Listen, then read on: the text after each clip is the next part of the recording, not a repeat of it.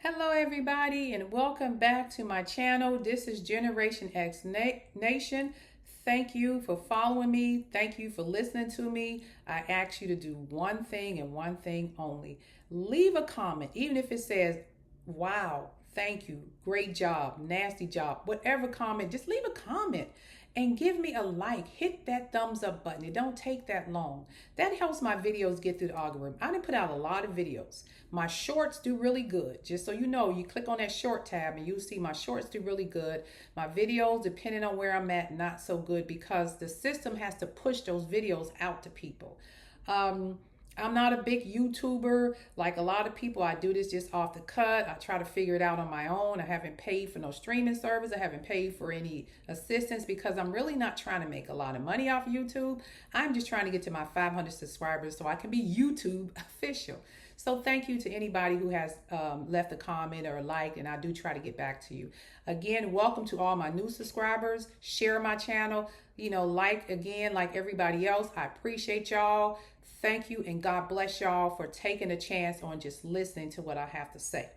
Now, with that being said, this channel that I do is commentary based on the shows week to week. I don't love anybody. I don't hate anybody. I don't have a dog in this fight. I do the commentary based off of what they give me off the screen. We know that all reality TV shows, we are finding out they're edited. Some things are taken out. Some words are misconstrued. So we can't go 100% off of what we see on the screen. However, I go off the vibe, whether I believe the person or not, and what they show me. And I do give them that 10% grace that producing or editing might have left some stuff out. So with that being said, you've seen the title. This is all about the Brit Eady lawsuit. Don't know why she's doing it. She claimed defamation, harassment, and all of that stuff. But let's start off with Brit Eady and how we got here. Okay, we got here initially. Brit Eady was introduced at Shamia's birthday party at her house. Kenya walked up to her, tried to be nice, and asked her about her ring or something to that effect. Brit Eady immediately snapped on Kenya. Kenya felt some kind of way. She kind of ended the conversation. They moved on. The next time they get into a conflict about it, they're at Angela's dinner at the Vault. Again, they get into an argument about the ring. Brit Eady again took it there. Kenya was trying to be casual. Brit Eady wanted to turn up. Then she mentioned the pow pow. Kenya and everybody left. The next time we seen them again, Brit was telling, they was at the the Kenya's opening release of her salon. And this is where the photos came out. Brit and Kelly were on their way outside, so they didn't see it because they had left after the argument because Kenya was already over it and she already let her know, no peace offering here, I'm done with you.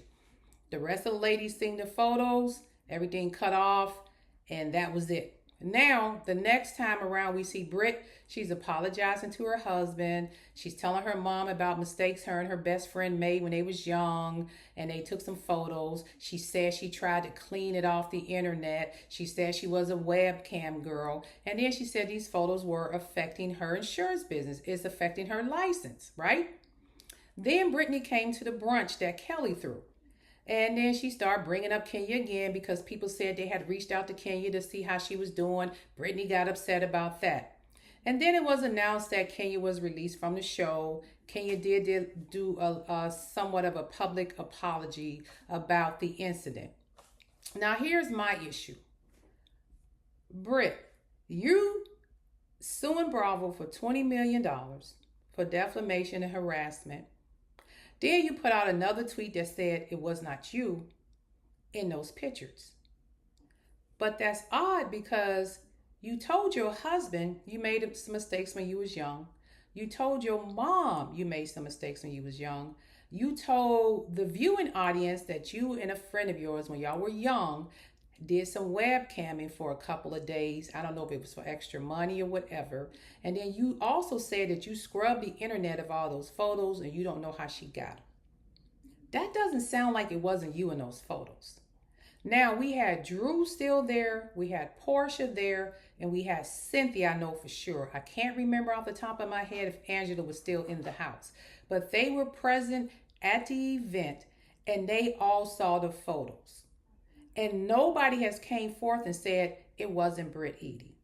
None of these three women. Because if it wasn't you, why wouldn't they have already said that wasn't Brit in the photos? Not to mention production was shut down. Production seen the photos. So apparently production must have verified it was you. Then production had a conversation, I'm assuming, with Kenya about what happened. And then that's when Kenya was formally released from filming. Now, if all of this took place because of these photos, and now you're saying it wasn't me in the photos, then why did Kenya get fired from the show? Then that means Kenya has a legal way to action to take against Bravo and sue them for wrongful termination, if it wasn't her. Because the only reason she got fired from the show was apparently there was photos of you. Now, maybe the photos was a little bit graphic and the show didn't want to show them. But maybe if it wasn't you, they probably wouldn't have went so hard on Kenya. And just maybe stop filming for that season and bring her back next season. Apparently, Kenya was terminated. So it had to have been you. I'm confused. You telling us it's not you, but you telling us you're suing for harassment and defamation. You didn't show up to the reunion to explain your part, because that's the part that's the place where you go to explain everything. Kenya wasn't invited to the reunion, which I think was wrong. If anything, they should have just put her on Zoom or something, had her on a camera. She could have said what she needed to say there. She didn't have to physically be there, but she should have been there. And you should have been there, because now they get to tell your story. You don't get to tell it. You're suing for what? We all know you're a fraud, Brittany. I have peeped you lying from the first day Kenya said something about your ring. The first day I looked at your husband, I'm going to leave that alone. Your storyline does not make sense. You don't have the wealth or whatever you claim you have, and it's okay. I'd rather just see you coming up from nothing. I remember Cynthia started there living in a townhouse, and now she got Lake Bailey. You're not the only housewife that came to the show with, didn't exactly have what everybody else had, and they worked their way up. I watched Sheree, go through a divorce, living in an apartment, and now Sheree has Chateau Sheree. Kenya came in there. She was living in that apartment down there with the white refrigerator, according to Nene. Now Kenya got her own place. Beautiful house. You're not the only housewife who started on the show struggling. You're so busy trying to keep up with the Joneses and what everybody else doing. You should have showed us, hey, this is where we at, and I can build off of this Housewives franchise. Okay, you're not, and that's not just this show. Robin on Real Housewives of Potomac, as much as people don't like Robin started out in an apartment, had lost everything. When she left Potomac, she had a home. She had built her wealth back. Now she screwed herself out of that Housewives money, but she got a podcast, she got some real estate going on, and some other stuff. You could build yourself from that, but you wanted to front because you were known as the video girl back in the day, the industry girl. You said you was beautiful. People hate you. You got all these girls don't like you. You don't have all these girlfriends or whatever the case may be. You want to paint yourself as a person who's around the movers and shakers in celebrity world, and you don't have nothing to show for it. But that was okay. Angela just sat there and said, hey, I'm $2 million in debt on these houses. I got to get it fixed. It was okay for you to come in there exactly who you are, because you cannot be at a Lamborghini shop, you and your husband looking for Lamborghinis one day, and then the next day you're at the country club and you can't afford to feed your guests. Or you're showing up to Shamia's house with a 12-pack of toilet paper and a pack of sanitary napkins. If you had it like you had it, should have had a couple cases of toilet paper. You had a 12-pack. For a whole country. Stop the fake it till you make it thing. I mean, I know that's the motto people say, but you can't fake it till you make it on TV anymore, because people know. They research. I don't do that. I'm just giving my commentary off of what you showed me on TV. I didn't look up anything on you. I didn't go to their court records. I didn't go look at other people's blogs or anything. I didn't even been to your Instagram page. I know that they have posted some things that you said. I don't even know if I follow you on Instagram, to be honest. But I do my commentary what I see on that TV screen. And this is what you showed me.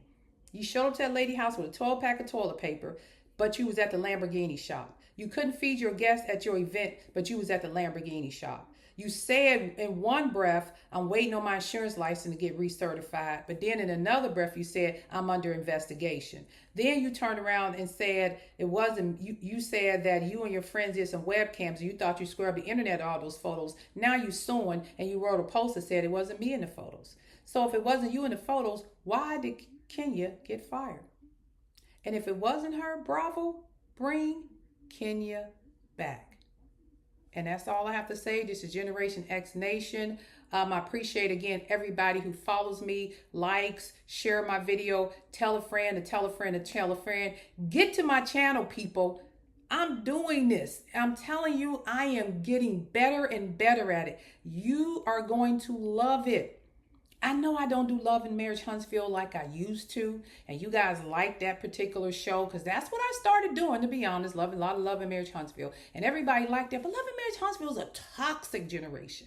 It's a toxic group of people over there.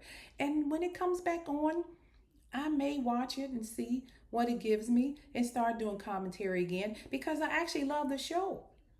I hate to see the star of the show leave, and I hope the rest of the cast can hold it. But I'll be honest with you, if I see coleslaw on that show, I'm not covering it. I would not give that girl anything. It's nothing personal against coleslaw, but I do not support people who do what coleslaw did in the way she did it. People cheat, people mess around, people marriages break up. But for that woman to do what she did and get on these internet streets and brag about it and brag about it and brag about it and then disrespect that lady who had 4 kids by that man, I can't give her that much clout, and nor will I give her that much airtime. But if she do something stupid, I'm going to wear her down to the ground. And with that being said, thank you to everybody who listens to Generation X Nation. It's a beautiful Saturday. Go out there and enjoy yourself. And remember always, don't worry about them fools in Washington.